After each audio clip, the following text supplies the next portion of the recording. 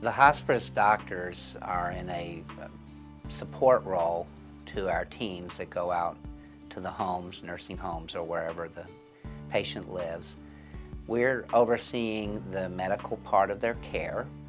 Sometimes we may actually make a visit, a home visit, but more often than not, we're supporting the team by being available 24/7 to give orders or write prescriptions for comfort medications that may be required, to coordinate the care with the community physicians if they're involved, and to oversee the medical care plan.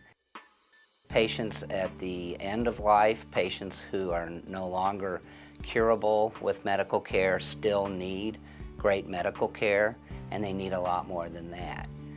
They need more than just medications and a medical care plan. They need every kind of support for themselves and their family, whether it be emotional, spiritual, practical help. But we doctors realize that they still need attentive medical care. So what we're going to tend to focus on in terms of the medical aspects of the case are those things that will help them to feel better and to feel better soon, so they can have the very best quality of life possible in whatever time they have remaining. And so it was really working with patients that drew me toward hospice.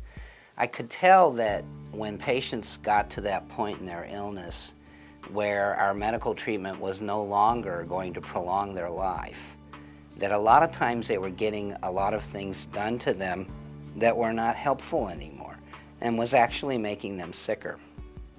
And to be able to sit down with a patient, be honest with them about their illness and what they can expect, to explore their goals, to find out what they really want, and then to make sure that's what they get, would allow us sometimes to stop some treatments that not only weren't helping, but were actually making them feel worse.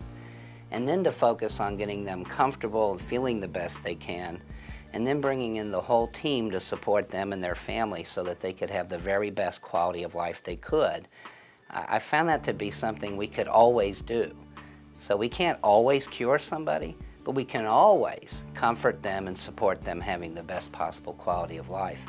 One of the things I love about our volunteers is that that's the gift they bring. They bring the gift of their own humanity, of being themselves. More than anybody else on the hospice team, the volunteer is on an equal footing with the patient.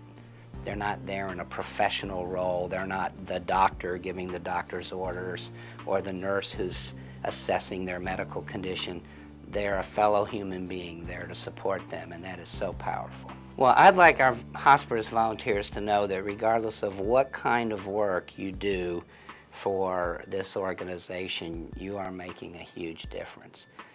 But everything volunteers do is a tremendous help to us. Volunteers who help us write thank you notes, volunteers who help us make phone calls, volunteers who help us file away important papers, volunteers that serve on our boards, volunteers that serve on our committees, volunteers that help us put on events and raise money so we can provide care that's not covered by Medicare, and care then for children who we're taking care of charitably, or to provide more bereavement care. Whatever our volunteers do, it's special and it makes a big difference here.